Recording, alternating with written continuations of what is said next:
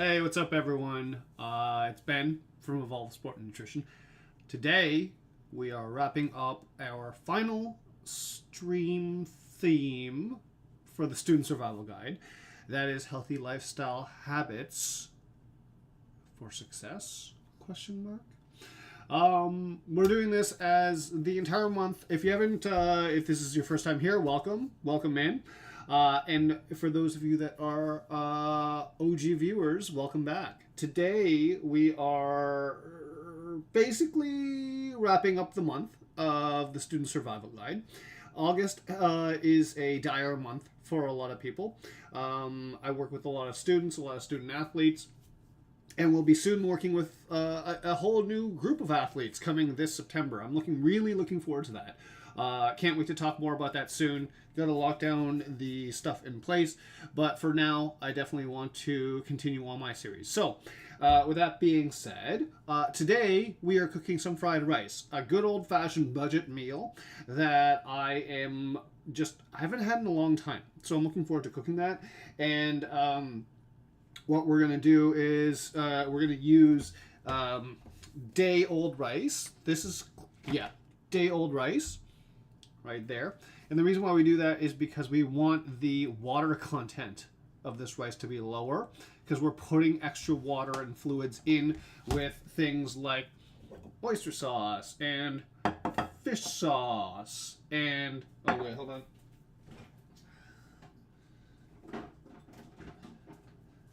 How could I forget? Sriracha and everything else. So we're going to cook it today, and it's one of my favorite budget meals. That's why we're doing this. It's also one of my favorite things to cook, just because it's so...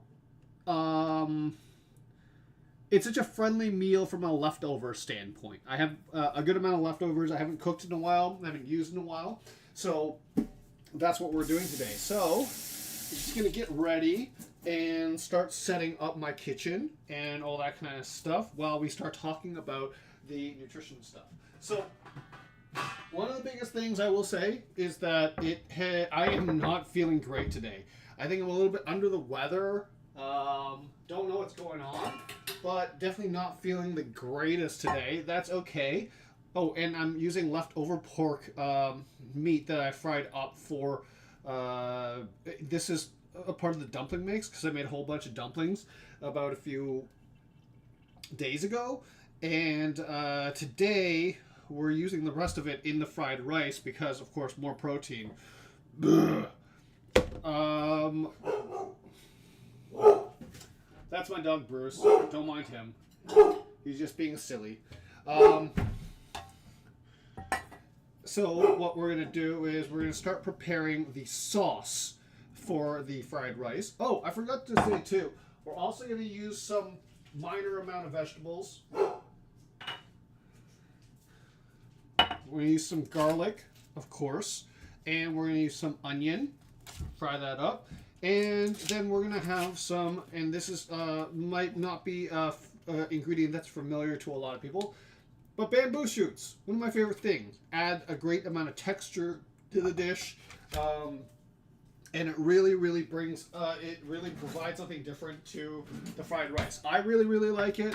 You know, not a lot of people know about this because I recently cooked for someone that didn't actually know about this kind of stuff. Bamboo, has never eaten bamboo before. It provides a good amount of flavor based on how it's prepared or pickled or anything like that. But more importantly, a good amount of fiber.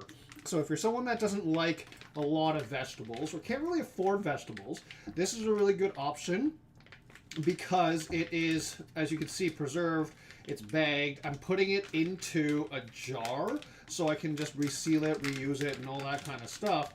Yeah, it provides a good amount of flavor and fiber for a lot of people that, you know, don't have refrigeration or whatever, which is kind of perfect for a college student.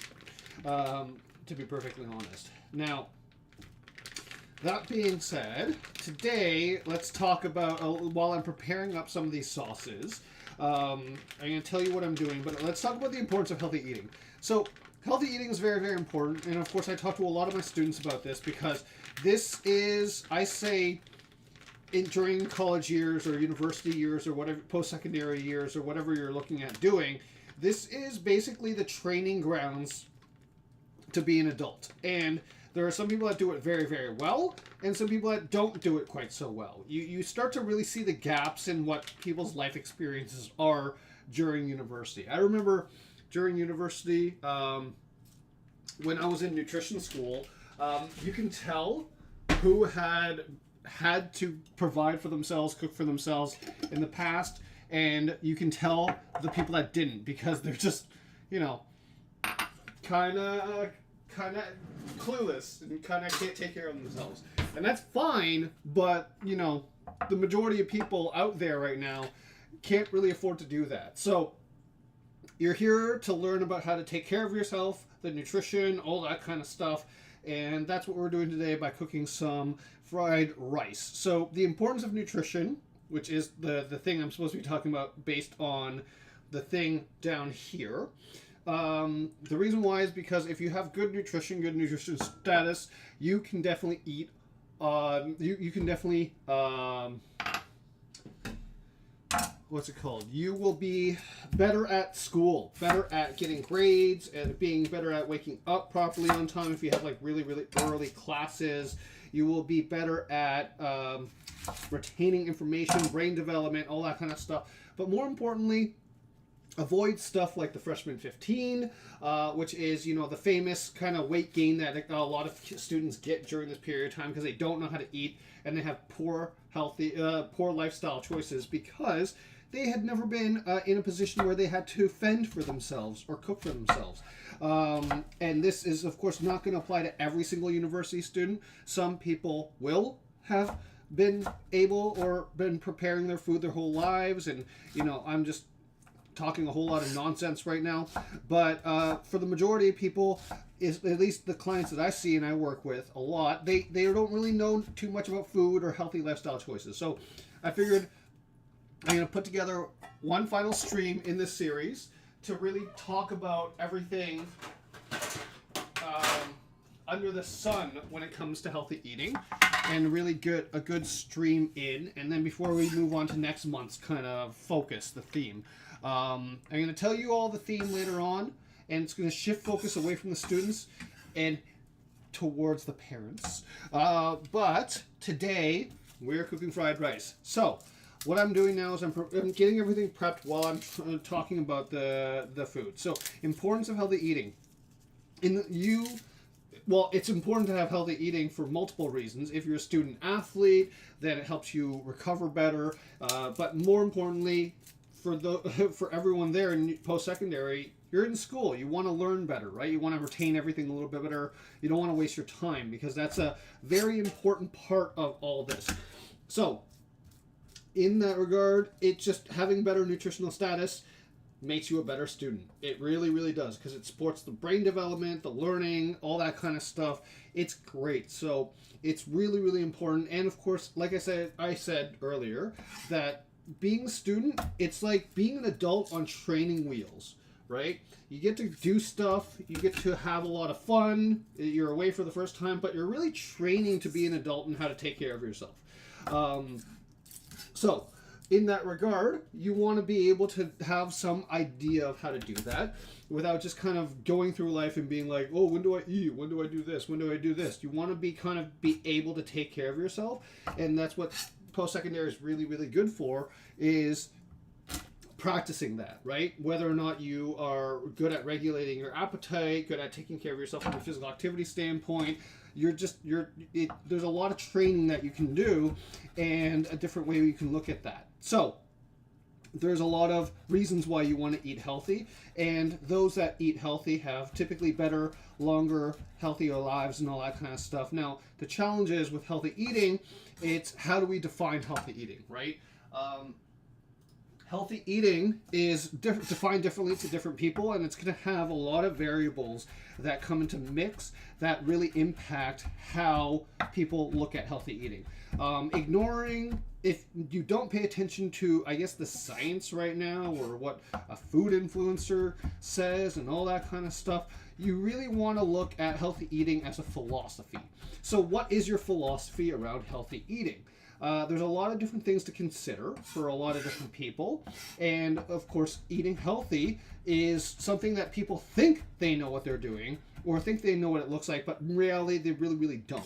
Because they can talk about a lot of different nutrition-related things, but they can't tell me what they believe. And what they believe is a very, very important part of healthy eating, largely because if you don't know where you're going, you're not going to get there, right? So let's start talking about the philosophies of healthy eating.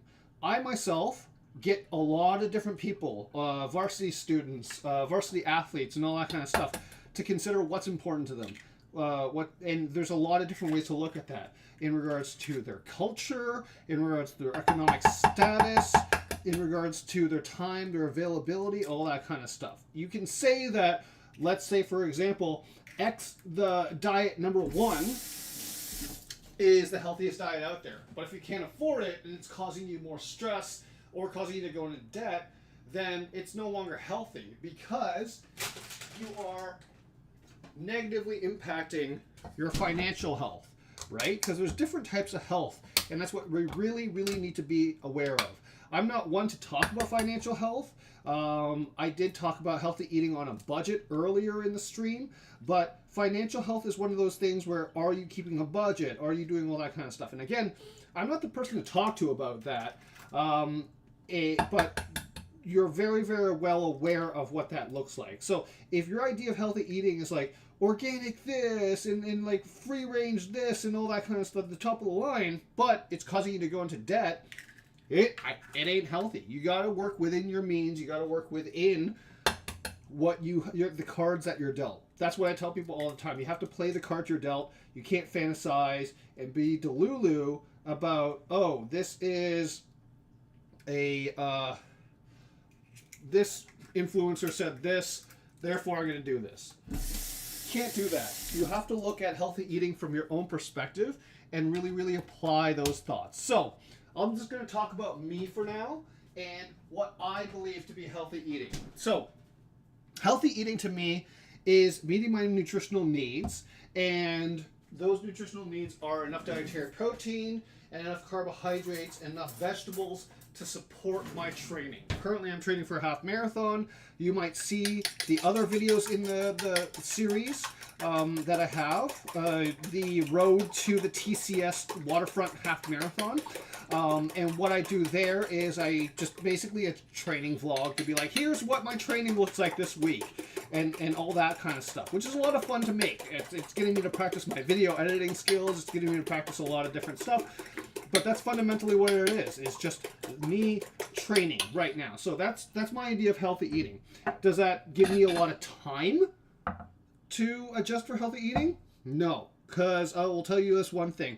Learning to run a business properly, balanced, having hobbies, having a social life, having all being able to cook for myself, most of the time I'm not eating the best according to what science or other people will say, but that's okay because I'm meeting my own personal goals. And what does that look like for me? My personal goals when it comes to health and healthy eating are something called the 80-20 rule. So what is the 80-20 rule? The 80-20 rule is, oops, my sriracha's got a little bit of clog, so I'm just going to unclog that a little bit. What is healthy eating according to the 80-20 rule? 80-20 rule is 80% of the time I'm eating healthy, 20% of the time I'm eating happy. Why is that important to me? Well, because it allows me to socialize with my friends. It allows me to go out to dinner without having to worry about my macros or anything like that. It lets me just have a good relationship with food. And because that's important to me. I love food. Food is very, very important to me. I grew up cooking. I originally wanted to be a chef, so healthy eating is very important, or eating well is a good part of me. I want to try to enjoy restaurants. I want to enjoy my life, right? Can't really do that if I think that eating a salad is the only thing that's healthy, because I'm sorry, I'm not going to a restaurant for salad. That's just silly. That's silly talk. I'm not doing that. So 80-20 rule, 80% of the time I'm eating healthy, which is me cooking at home, me getting enough dietary protein in, getting enough vegetables in, that kind of stuff. And 20% of the time, I'm like, screw it. I'm going to eat a burrito.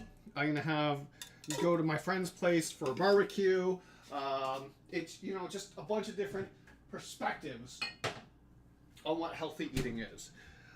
So that's the 80-20 rule, and that's my philosophy, right? Different people have different philosophies and different reasons for why they follow those philosophies. So, for example, if you have a religious belief that requires you to exclude certain foods out of your diet, that has to be included in your idea of healthy eating. But healthy eating is individually defined. I've been working as a dietitian for over 10 years, and never once have I heard a definition of healthy eating that is consistent between each and every single person when I get them to break it down and classify it, to think about it. So, always remember that. Your definition of healthy eating is your definition of healthy eating, no one else's. So, always go into the school year thinking about what is your personal definition of healthy eating and how you can try to stick towards it, right? That's what I'm here for. I help a lot of varsity students do that, and I help a lot of people hit their nutrition goals, right? So if you want to and you have dietitian coverage, if your parents do, then shoot me a message sometime. We'll talk. But right now I'm just doing the prep work real quick, and because that was basically my spiel on healthy eating. I'm going to put that in a thing later on. So healthy eating, I also need to maintain my budget because I'm doing a few things to pay, for example, paying off debt that I occurred during the pandemic. I'm also saving up to go on vacation pretty soon. More on that later, but I'm not telling you where. I will be documenting that, so that'll be very, very exciting. And I'm going to be making videos. I hope I can upload them. I'll figure that out later, but, it'll be good. I'm going to have a lot of fun. So there's going to be tons of content coming in the fall around travel and nutrition, around kind of an area of the world that I've been dying to see. So there's that, right? But there's a lot of different ways, and I want to challenge the idea of what healthy eating looks like on vacation, yada, yada, all that kind of stuff. I'm rambling right now. That's what I do. It's all good. So what I've done right now is I've prepared my ingredients.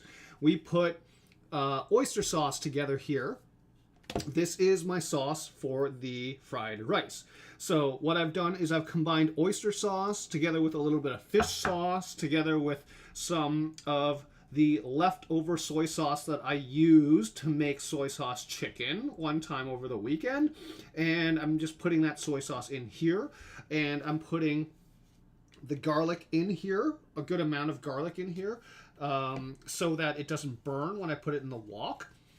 And then, but I have garlic flavor. Very, very important. And then, I'm just going to mix that all up. Oh, I forgot the other thing. You also want a little bit of sugar. And the other sauce.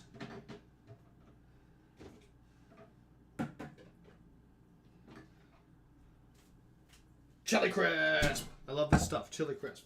So I'm going to put a good amount in there, some teaspoon in there.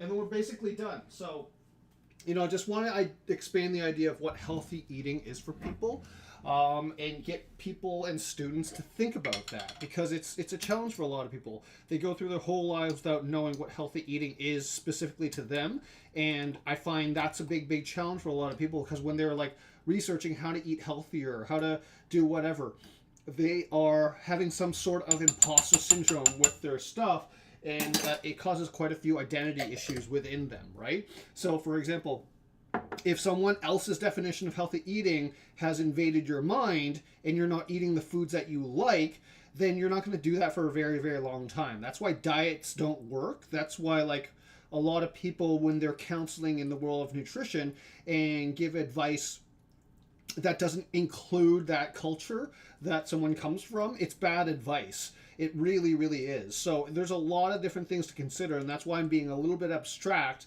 This whole thing is going to be a little abstract. That's okay, and that's largely because that's what healthy eating kind of is.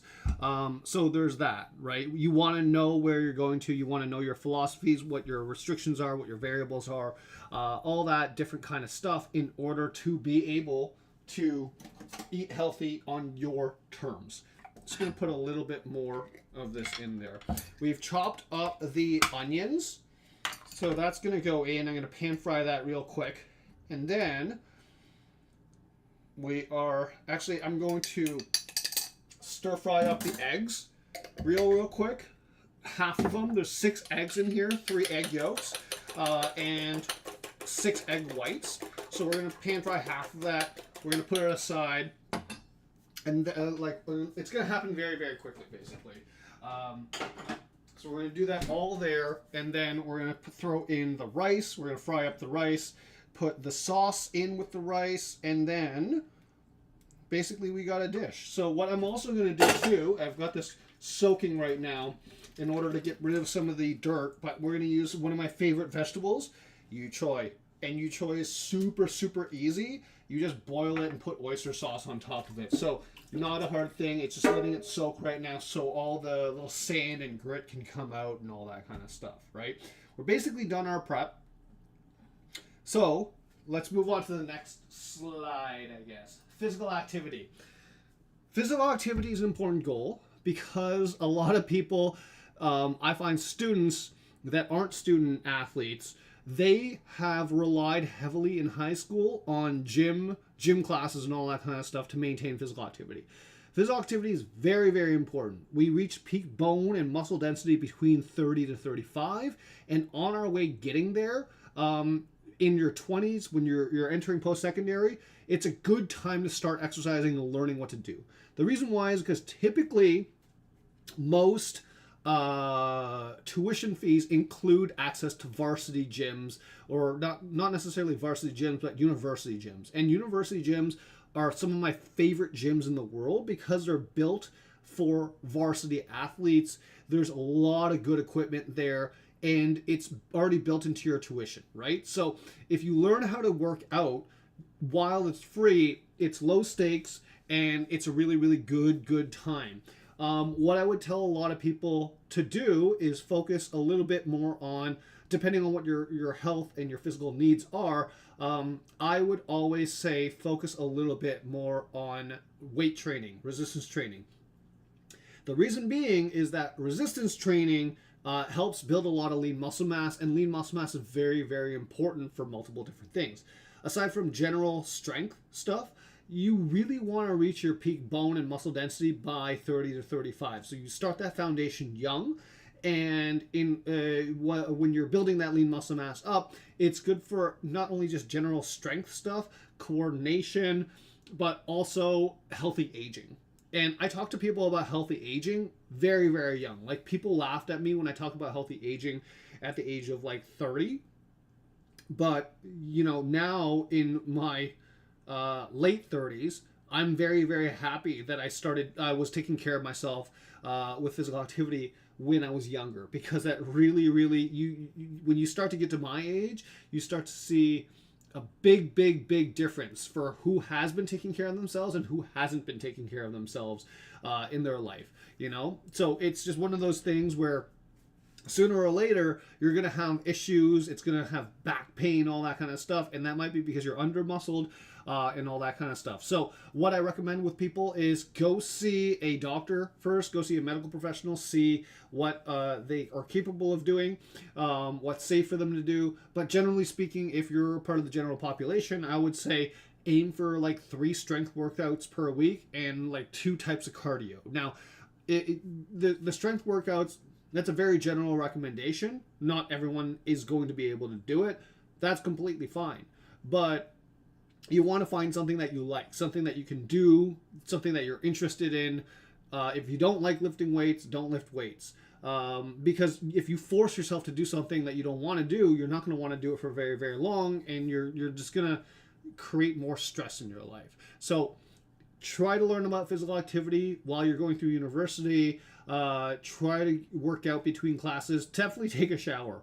It's a great time, especially if you have huge giant gaps of time between classes.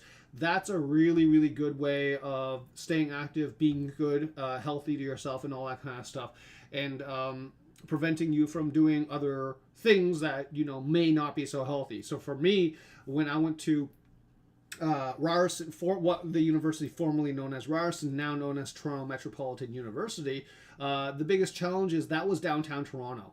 One of the craziest hobbies that I adopted during that time was shopping at the Eden Center like every single day.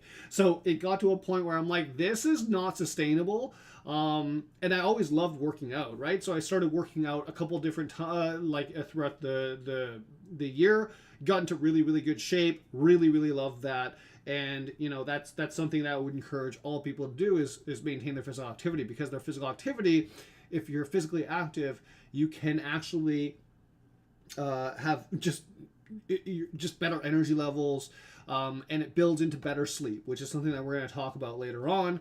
But people that are physically active, after the brain has been stimulated all day, typically they sleep a lot better. So there's multiple reasons for physical activity, and I'm not saying that you should always prioritize physical activity, because you always have to make decisions in life, right?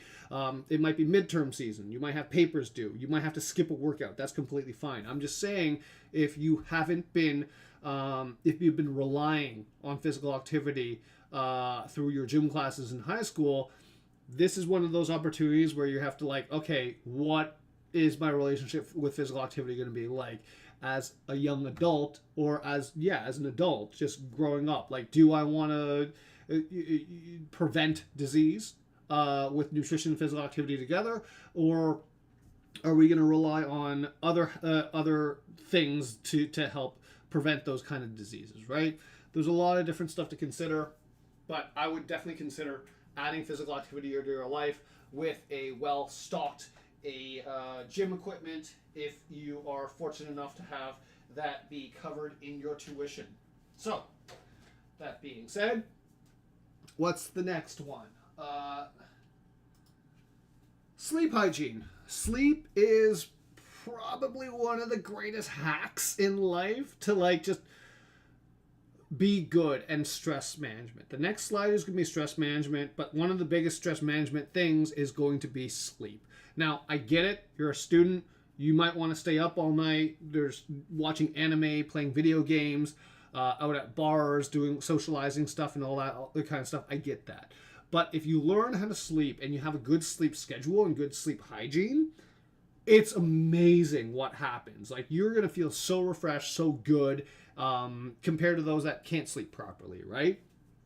And physical activity builds into sleep. You're able to be much more able to have deep REM sleep cycles when you're sleeping, when you're physically active, versus those people that are not. So try to make a good sleep hygiene. There are multiple different ways, and the challenge for a lot of people, especially when you get to my age, what a lot of people don't recognize or realize is that sleep is actually really, really heavily related to your nutrition. If you have poor nutritional status, you will not sleep very, very well. And so, for example, if your nighttime snacks have a little bit too much carbohydrates, or your blood sugars are wonky at nighttime because you're eating or you're snacking on chips while you're studying, for example, your blood sugars are fluctuating all over the place. Those blood sugar fluctuations make it harder to retain information while you're studying.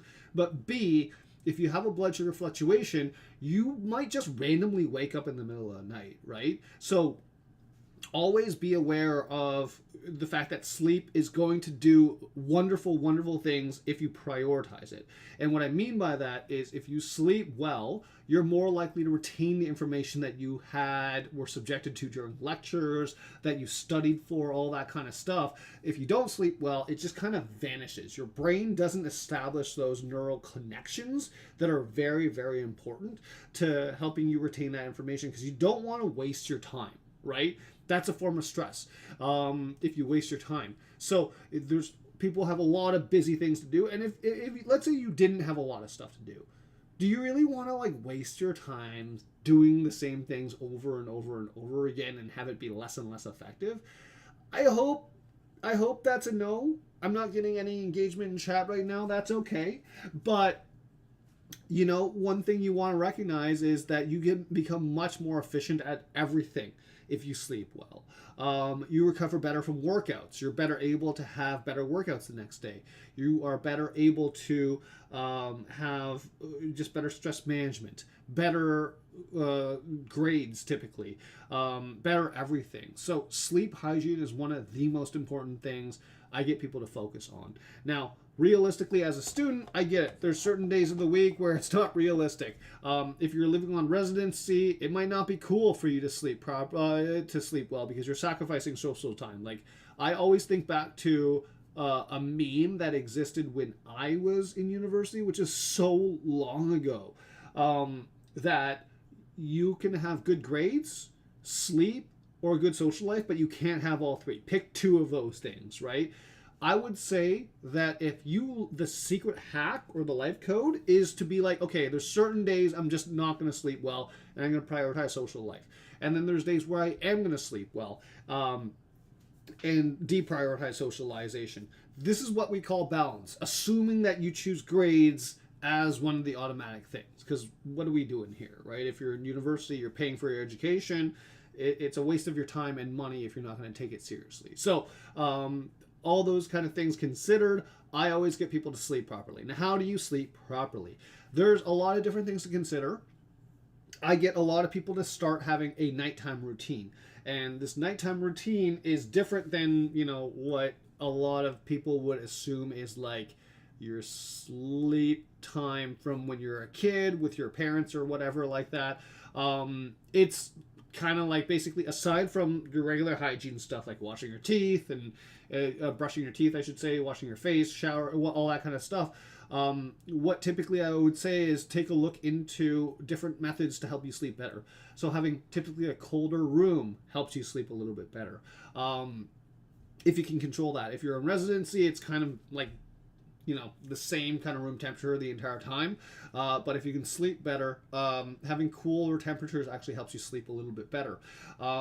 If you refrain from screen time an hour or two before bed, that's really, really good, right? So a lot of people, including myself, like to go on their phones before bed, and that keeps them up. And that's why I'm not feeling too great today, because I was up until like 2 a.m. last night, had some emotional stuff going on that I had to work through. I saw my therapist the other day, so like yesterday, so my brain and my emotions were kind of like a little bit wonky. And so I was on my phone and I didn't sleep well because the phone, it was stimulating my central nervous system, and it made it harder to operate this morning and right now, which is why I'm probably rambling a little bit more than usual. But I do recognize I still ramble. Like, I'm not completely stupid about that. I do ramble a lot. So having a good sleep routine tonight, I'm going to prioritize my sleep. I'm going to be gaming a little bit later with my buddy, who might be watching right now. Shout outs to him. But I'm gonna be like, hey, I gotta cap this by 10:30. I gotta try to sleep tonight and all that kind of stuff, right? So that's what to do. So and the reason why I want to cap it by 10:30 is because I want to be asleep by midnight so that I'll be good to go tomorrow morning, for my clients and my just general health, because I need to run, and tomorrow's a big run day. Today I'm skipping my workout. I'm just wasn't feeling it, didn't feel well, and all that kind of stuff. We'll do my workout on the weekend or something some other time, but definitely want to make sure that you sleep well. The other things you can consider are, from a nutrition perspective, typically people that don't sleep well don't have enough dietary protein throughout the day. So, and they don't eat dietary protein in the right way. I've said this before in the previous streams, meals and snacks every 3 to 4 hours, it'll cover you really, really well, especially the protein distribution standpoint, because what that does is it activates muscle protein synthesis. If your body's building lean muscle mass, it gets into a deep state of sleep a lot better, which is why I was talking about the physical activity earlier, right? So if you're curious, look back to the previous stream, the sports nutrition for students kind of guide. That is a really, really good stream to watch. So very cool stuff there. What is something else from a sleep standpoint? Some people might need, like myself, white noise in order to sleep. So I have a white noise machine that has like a thunderstorm setting, or a rain setting or something like that, because those noises really, really help me sleep a little bit better. I also find that every now and then, if I meditate before I go to bed with a guided meditation podcast, it really helps me sleep. And that's what I'm most likely going to do tonight. So either way, sleep, create a sleep hygiene, sleep schedule. Try to use that on the nights that you prioritize sleep, on the nights that you prioritize socialization and fun and all that kind of stuff. Then have a backup plan. But sleep is super, super important. Can't stress that enough. The last thing, before I just start really shifting the focus of the stream to just cooking at that point, because it's going to come together really, really quick. It's going to be a quick stream. We're already like 40 minutes in, and I'm already done the majority of the stuff that I want to talk about. Healthy. So this is stress management. There's a lot of different sources of stress out there, and a ton of different reasons right now. So the biggest challenge is stress management is getting harder and harder and harder for a lot of different people. And a lot of what I talked about today is the physical side of stress management. So eating well, exercising, sleeping well, those are the physical sides of stress management. My first experience with the therapist was in university. I was going through a lot of trauma during that period of time. I don't want to talk about it publicly, but I was going through a lot of trauma, and I first started seeing a therapist in university. Now, the great thing about that is that it was covered by the university up to 10 sessions, and I took advantage of that, and it was like one of the best things I ever did. It really helped me get through a dark, dark time in my life, not related to school or the stresses of school, but I would highly recommend that for people and students. If you have that available in your tuition, make use of the mental health resources in your school. I'm sure there's a ton of different mental health resources stuff now, because people are now more aware than ever of the impacts of depression, anxiety, and all that kind of stuff on student health and grades and all that kind of stuff. So seek stress management, seek support if you need it. It's a very, very difficult time to transition into post-secondary life and all that kind of stuff. A lot of people struggle with it, including myself, right? Real talk, if I was diagnosed with ADHD earlier in life, and that's a packed statement to say. I come from a culture where like mental health is not really recognized very, very well, and it's, although my mom, I love her to death, like we had to do a lot of growing through that kind of stuff, and we had to learn about this kind of stuff, and now she's at a good place in it, because she experienced some mental health stuff during the pandemic as well, and I'm like, okay, now we're good. But there's a lot of cultures out there that aren't quite so open and accepting about mental health stuff, and that is really, really big challenge. That's why I tell people, if students, if you need to take advantage or use the mental health services at your school, please do that. It's a good thing. Like, it's during school time, your parents won't see it.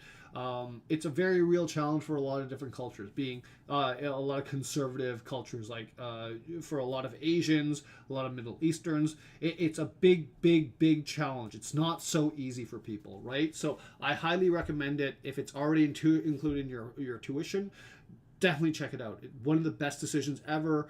Like I said, I saw my therapist yesterday. It was a really, really good talk. It helped me figure out a lot of different things that's going on in my life right now. I really, really appreciated them. So go see a therapist, have a good social support group. Socialization is very, very important as a form of stress management. So go out, find some social groups.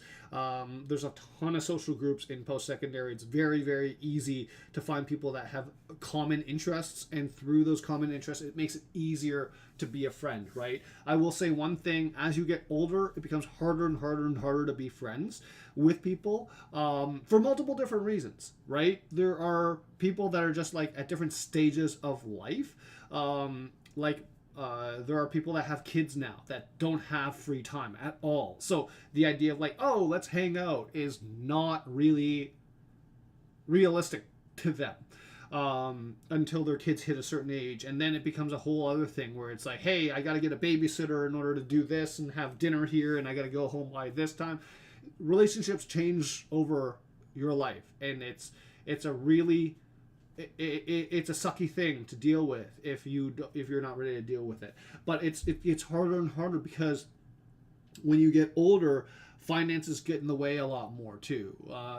People come from different financial backgrounds. People are less capable of doing certain things and all that kind of stuff. So, socialization during post-secondary university is very good form of stress management. So that being said, you definitely want to take advantage of that while you can, and make sure that you prioritize different kind of stress management techniques. Time management is very, very important to your stress management. One of the things I did that I shipped over from high school to university was I loved in high school how they gave us agendas, and they stopped doing that in university. And now there's a ton of different apps that help you prioritize that, and I'm not the best person to talk to about that kind of stuff, obviously, but it is a thing that I highly recommend people take a look into, and for time management, right? Because if you're being ineffective with your time, then you're not making the most out of everything. And not that you have to make the most out of everything, but you want everything to be effective, right? You want to be able to show up and get what you need done and move on, really. So there's a lot of different ways to look at stress management. Socialization, definitely having a hobby. A hobby is a very, very important part of stress management. And I don't think a lot of people understand that very, very well, right? A lot of people that I know, they don't have hobbies. And, that's a really, really sad thing because there's nothing... they rely on other people. Their codependency relies on other people to entertain them and all that kind of stuff. That was really, really crappy. I had ex-girlfriends that didn't have any hobbies whatsoever and relied on me to entertain them. And I'm like, no, I'm not doing that. That's not what I'm here for. I'm here to be a partner. I'm not here to be a source of entertainment, right? Get a hobby, enjoy something, and be unapologetic about it. I think right now is a really, really cool time and a really difficult time because it's just it's easier than ever to not have shame over things that you like because of the internet and groups and all that kind of stuff. But at the same time, things are bleak out there. Finances, job-wise, AI, World War III impending, all that kind of stuff is very, very, very doom and gloom right now. Not gonna lie, not gonna take that away from anyone, but it is just get a hobby. For me, gaming's my hobby. I'm gonna game tonight. We're gonna play. My friend and I my best friend and I, we're gonna play Baldur's Gate, and we're gonna wrap up our game, or try to at least make some progress on it. We're on the third act, I think it is. I don't know how far it is. We are in because we dropped off for a little bit of time, but we're getting back into it now. Or just have something, but make sure your hobbies are balanced out with everything and all that kind of stuff. Anyways, that is it. My healthy lifestyle tips for students. Again, take advantage of this time that you're training and it's the training wheels on life right now. That's what you're basically doing. It's a good time. Learn what you need to learn, do what you need to do. Make friends, do all that kind of stuff. Physical activity, it's all good. I see there's 3 people watching right now, which is awesome. I appreciate that so much. Shout outs to you. You're the real ones. But I'm going to start switching gears now and focusing a little bit more on the cooking, the fried rice aspect. So, as I was doing before, I had everything prepped up. It's ready to go, ready to start cooking up. So what I'm going to do is start moving all the cameras and all that kind of stuff over here and start getting ready to fry up some rice for dinner. So I'm going to move this real quick. And yeah, there we go. Move it over here, and then the microphone, I'm going to move it over here too.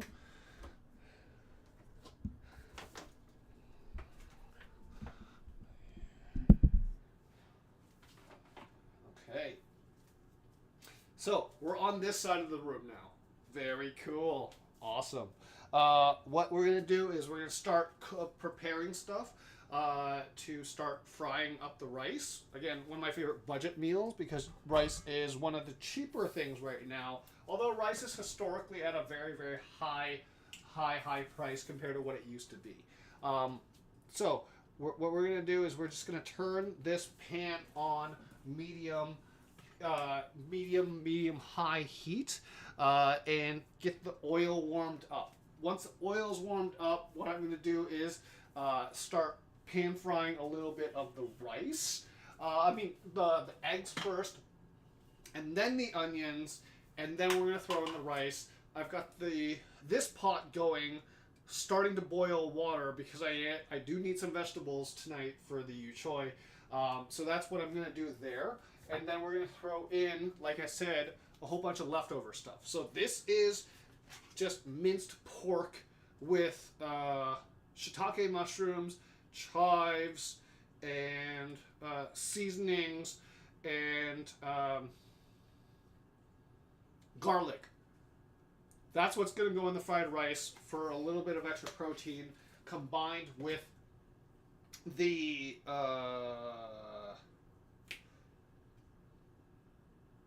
eggs. And then we're going to throw in the vegetables. We're going to remove part of those eggs off the heat and then move it to this. And then we're going to start shifting gears and start pan frying up the vegetables a little bit with the bamboo shoots. And then we're going to start cooking, frying up the rice all together with it. So it's going to happen very, very quickly. One of the reasons why it's my favorite meals or favorite budget meals is because it's nice, it's cheap. You could do it with frozen vegetables too. You don't have to do fresh. So again, that's a budget hack of if you have frozen vegetables, get the frozen vegetables because they have a lot of nutrition in them. It's easier. They're pre-cut up already most of the time. You just throw it into something like this. You'll get some vegetables in there, a lot of good nutrition in there. And it's one of my tips from a budget thing. So go back to the budget stream, the replay, and you'll be able to get a lot of good advice from that. And that's why I love frozen vegetables a lot from a budgetary standpoint. So we're getting ready to do all that kind of stuff. This is preheating right now. And we're going to, like I said, we're going to scramble half the eggs. And then we're going to put the rest of the eggs into the actual rice itself while it's frying. And then combine everything at the end, right? That's how fried rice is done. And we're going to use the sauce that I made earlier. So, that being said, yay! Thank you for watching.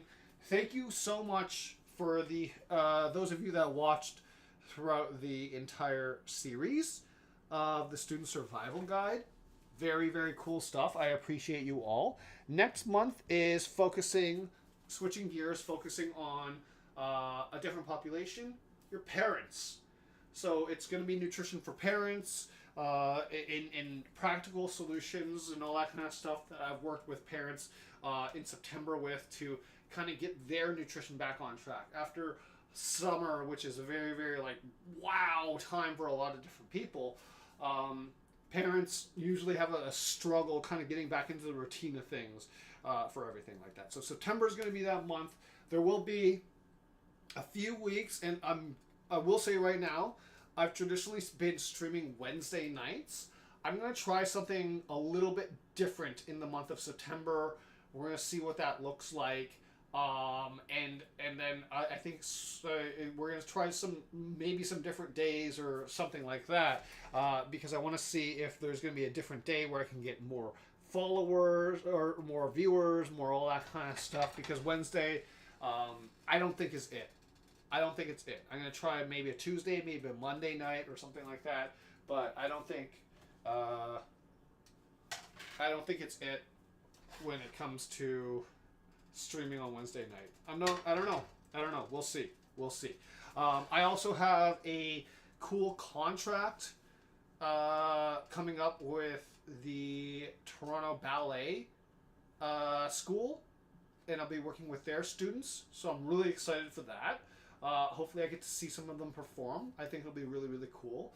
But yeah, there's a lot of cool stuff coming up. And then in October, I have the half marathon that I've been training for. And again, there's that video series that I have been posting weekly too, and I'm very proud of that. Like, my editing skills got a lot better, a lot faster than I thought it would take, because I used to really, really, really, really hate editing. So, yeah, we'll see. All right, so now I'm just beating up the eggs, making it nice and easy to kind of pan fry up. It's getting to the point in time of the temperature that I want it to, so I'm just going to start dropping the eggs in. I'm only going to do half of the eggs at the beginning because I don't want to... I want to have some solid eggs in the fried rice, but I also want some of the eggs to bind up everything. Now, what you'll see me do is I just dropped it in, started messing it around, basically scrambled it up and moved it around as much as possible. It's already done, right? This is one of my favorite recipes. So I'm going to put it in this pan over here, my prep pan, and then what I'm going to do is put it back on here, put some oil on, and we're going to start cooking up all the other stuff that I prepped up earlier. So that would be the onion and some of the bamboo shoots that came out of that bag. We start doing that and start frying that up so that it gets a little bit more fragrant. And then what I'm going to do is throw the rice in, because by then the water should be boiling. I'm going to put the yu choy in, and then pretty much it's done. So that being said, it'll happen very, very quickly. I'm going to narrate the whole thing. But yeah, this is why it's one of my favorite meals. It's very, very easy to do. It's one pan thing. There's a lot of nutrition you can throw in. It basically is just leftovers, right? You can throw in whatever leftovers you have, protein, some vegetables, rice, leftover rice. And the trick with fried rice is, too, you really want to use leftover rice or day-old rice because the moisture content is lower, because when you fry it, you're introducing moisture into it again. You don't want your fried rice to be mushy. Like, don't do that. I've been to people's houses where they're like, oh, I'm going to cook fried rice. And I'm like, you're going to use fresh rice to do it? I'm like, okay. No, don't get me wrong. You could use fresh rice to do it. You just purposely have to cook that rice with a lower water content. So you're purposely cooking the rice to al dente levels, basically. We're going to put in the onions.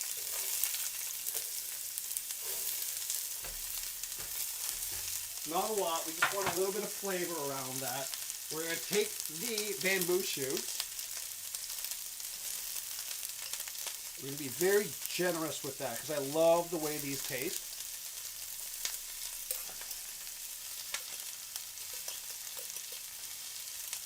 That's good enough. Get rid of that.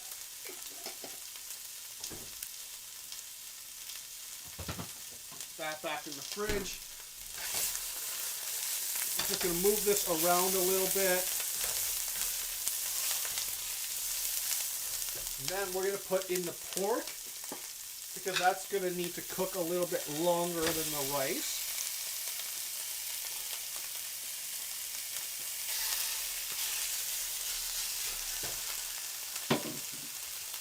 And finally, because we don't want to brown everything, we want the vegetables and all that kind of stuff to have a little bit of an al dente kind of feel to it. We're going to put the rice in. Now, I'm putting the whole thing because that's going to give me a good amount of fried rice. But what we're going to do, and this is the problem with fried rice, it gets to be very, very hard. So we start breaking it up and start mashing it together, or mixing it together, tossing it together with everything. I'm going to turn down the heat just a little bit more.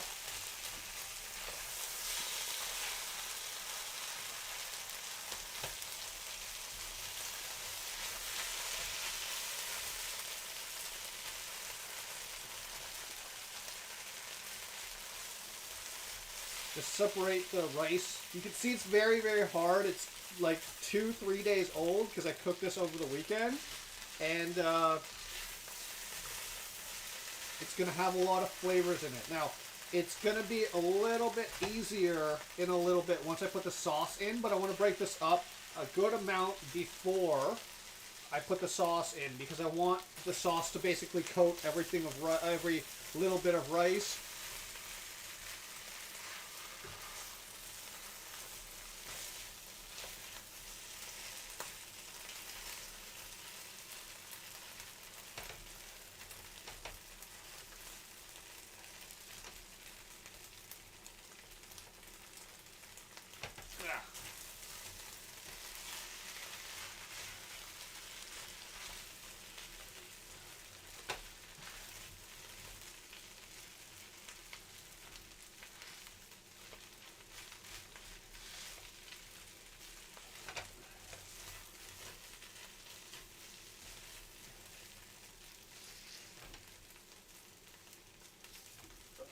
Right.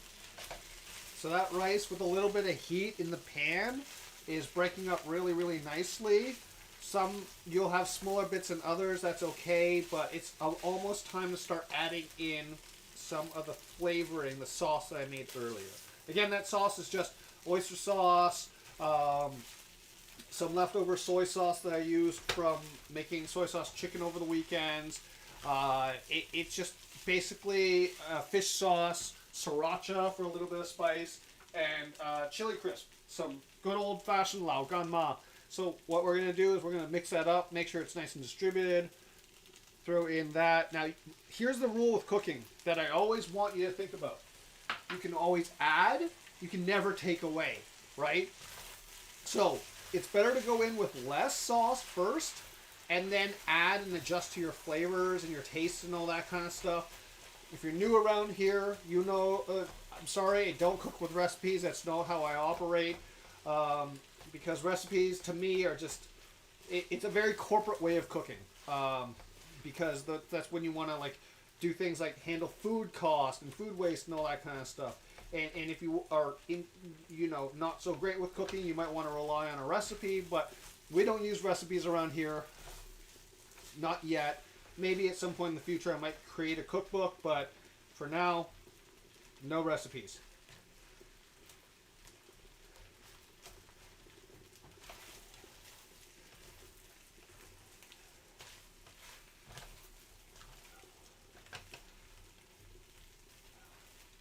Now, I'm going to add a little bit of this boiling water in here, just a little bit, to help it loosen up the rice. Because there's like chunks of rice balls that are just really, really hard, that are like being really bratty and not willing to break apart. And smashing them down, yeah, that helped a lot. That helped a lot. You don't want to put too much water in. You could use something like Shaoxing wine too if you wanted, but I used a little bit of water because that's what I have, and I just want to make sure that we, have some friendly recipes for a lot of different people. Now, that being said, sweet. All the rice is breaking apart quite well. And don't forget, we have yet to add the rest of the eggs in here, right? So, there's about 3 eggs in here that I'm going to add, just kind of beaten up and all that kind of stuff into this whole slob before I add the rest of the eggs. And the reason why I want to do this is because I want the eggs to kind of combine with the rice and kind of make it like, I don't know if clumpy is the word, but I want the eggs to kind of coat the rice, give it a lot more flavor, and just give it a little bit extra protein and all that kind of stuff. And yeah.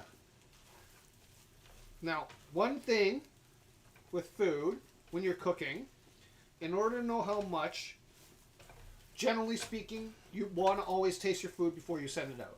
I don't get people that don't and just like send it out and just like, do you like it? I'm like, did you taste it? Usually. So, in order to know and improve at cooking, taste your own food before you serve it.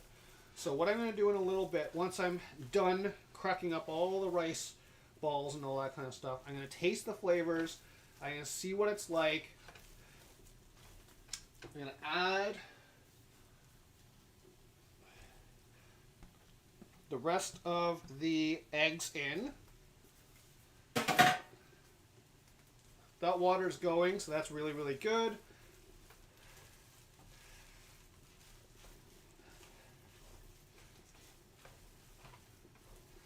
All right, so that's looking really good right now.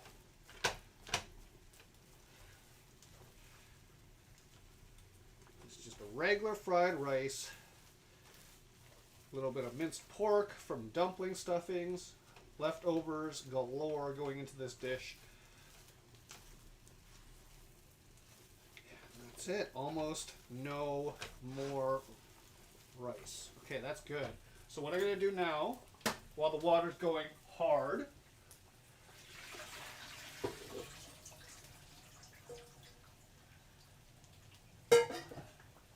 take my favorite vegetable, yuchol. I'm going to put it in here. Just let that boil, and then we're going to strain it. And then that's it. We're just going to put a little bit of sauce on top of it. That's all we're going to do to it. One of my favorite vegetables because it's so versatile, it's so delicious, and it's so easy. You just boil it. And then just put however much you want on the side. Vegetables are important. You want to make sure you have enough dietary fiber for a lot of gut health and colon health. Because right now, there's a rise of rates of colon cancer, and one of the things with colon cancer is that it's definitely, you can prevent it by eating enough dietary fiber, which comes from vegetables, right?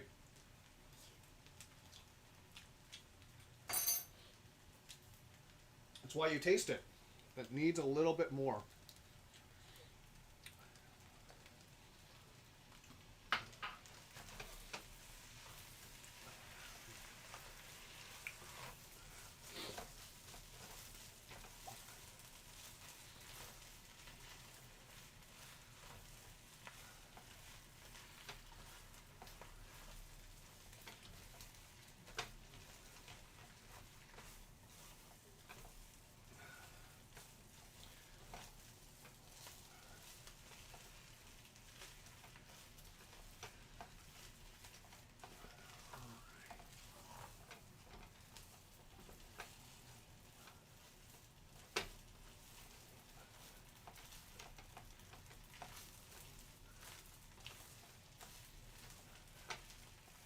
Turn this off. It should be good.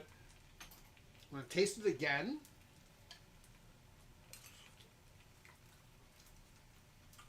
It's a little bit better. I think I'm going to put a little bit more in, and then that's probably good enough. Rice is just one of those things that just soaks up so much flavor, you know? So, again, you can always add, never take away. Like if I added all that in, oh, that's Flavor Town. And it's just too aggressive. I don't want it. It's too aggro. Don't like it if it's too salty.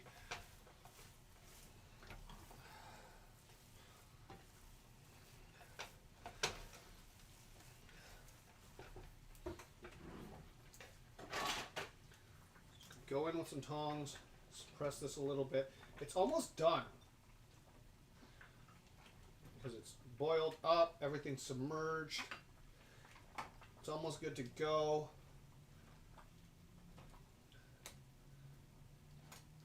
And again, very easy. I'm just going to throw it over in the strainer and then it's going to be good to go. We're almost ready to plate. Now, one of my favorite things ever, and I'm probably not going to do this because, of course, I have to clean this and all that kind of stuff, but is to have like just a fried egg on top. So all the yolk, all the proteins there, it adds a different dimension to it and just kind of gets all over the egg, the rice and all that kind of stuff. So I'm not going to do it, but it's one of my favorite things to do with fried rice. Go. All right, that's done. Nice and easy. What we're going to do is just basically let that sit for a little bit. I'm going to bring everything back over this side. We're going to start plating up because the rice is done. So, the other thing too, hold on one second. I'm going to bring you over to that side. Put the thing on the cutting board because last time I just straight up burned my cutting board. Don't want to do that again, but I'm going to bring you back over to the other side. All right. Ta-da! All right, so, all right.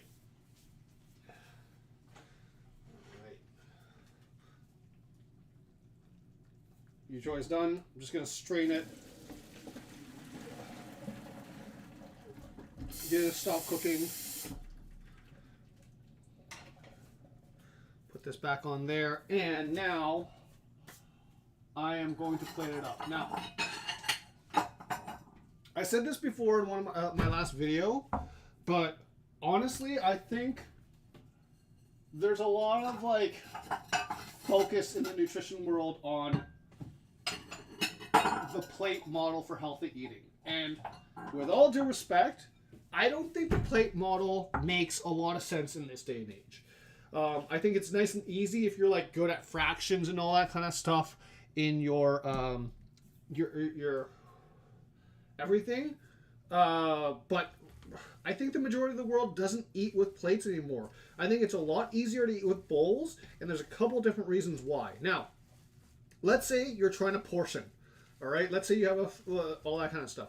You can have your favorite bowl, and that favorite bowl is really, really going to be beneficial to help you portion size, portion control, and all that kind of stuff, because you can tell how much is going in when you put this up. So this is protein and carb, right? So let's say I do this.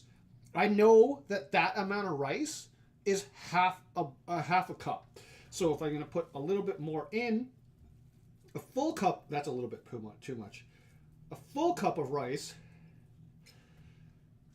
looks like that. Now, one of the biggest things is, okay, for presentation, let's pat this down. Let's make sure it looks nice.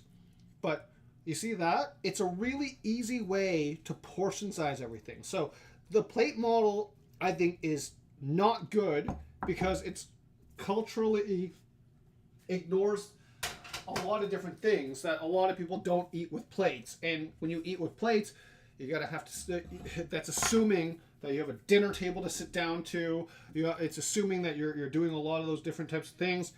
I'm not a big fan of that, right? I like practical, I like culturally inclusive, and I like when people can have something more realistic. Like, if you're a student, use a freaking bowl. You know how to portion it properly, but not only do you know how to portion it properly, it's a lot easier to eat from the bowl and study at the same time or watch shows at the same time. Now, yes, that's distracted eating and it's not great, but the reality of the world is that you're probably going to have to engage in some distracted eating at some points in time for practical reasons, right? Whether or not that be you're studying and you have to eat dinner, or you're watching TV shows and you're eating dinner and all that kind of stuff.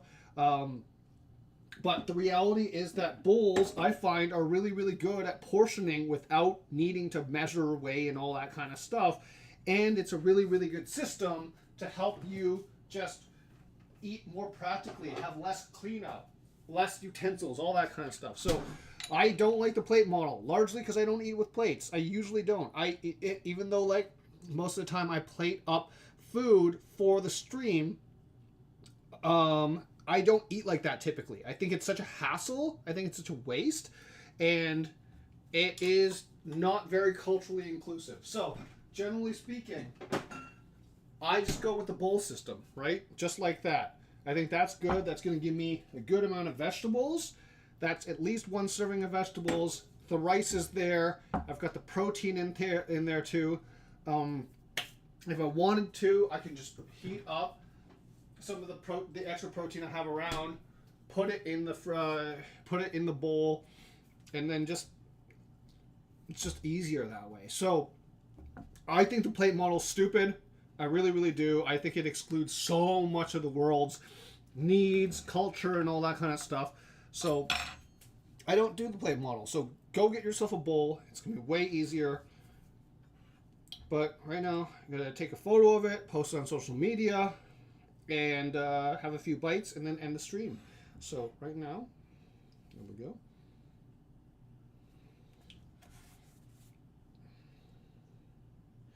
Hold on one second. I'm actually going to get some green onion for my garden. It'll make it prettier.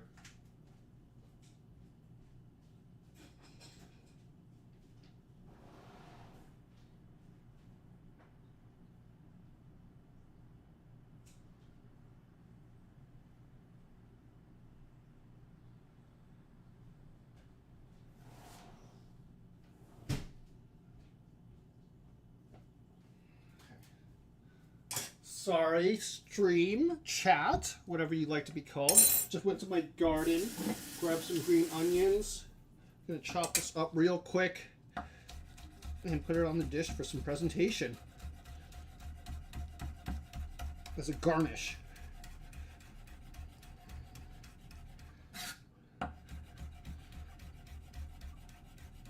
So, I want to thank everyone that watched today.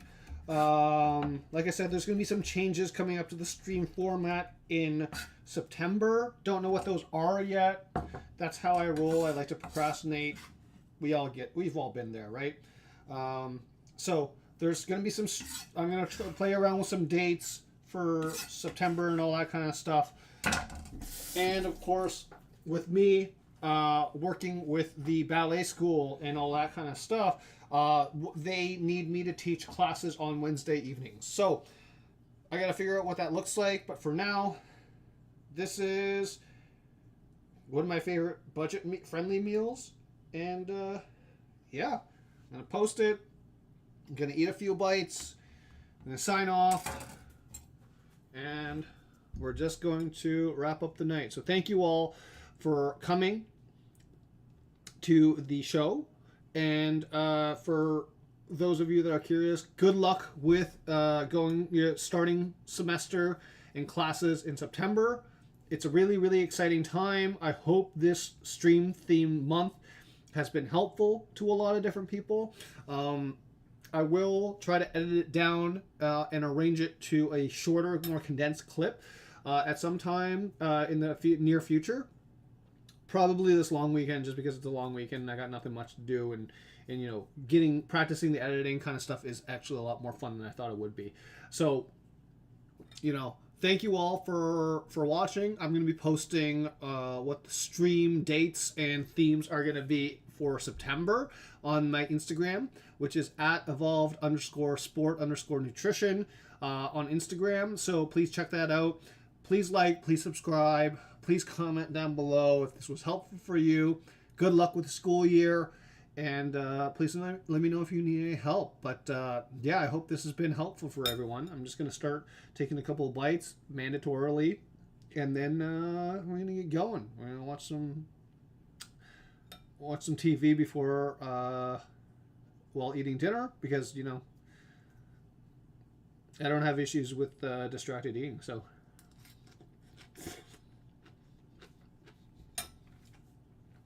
you guys, one of my favorite vegetables of all time, because how easy it is, how delicious it is, and how you just throw some oyster sauce on it, and it's delicious, freaking delicious. Let's look at the rice right now. And yes, I'm eating rice with a fork, because guess what? I'm even watching TV in a little bit. So I don't want to eat rice with a chopstick or anything like that. Deal with it. This is Asian dysphoria, whatever. It's beautiful. It's flavorful. It's got the proteins in there. It's gonna be nice and easy to eat. You got flavor within every single bite, every single mouthful. It's a winner. It's one of my favorite dishes. So,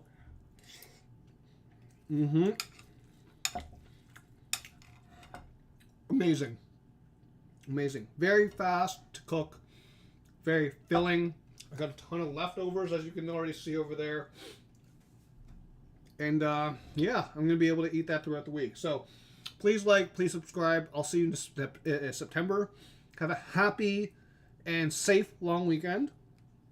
And I will see you next time. Cheers.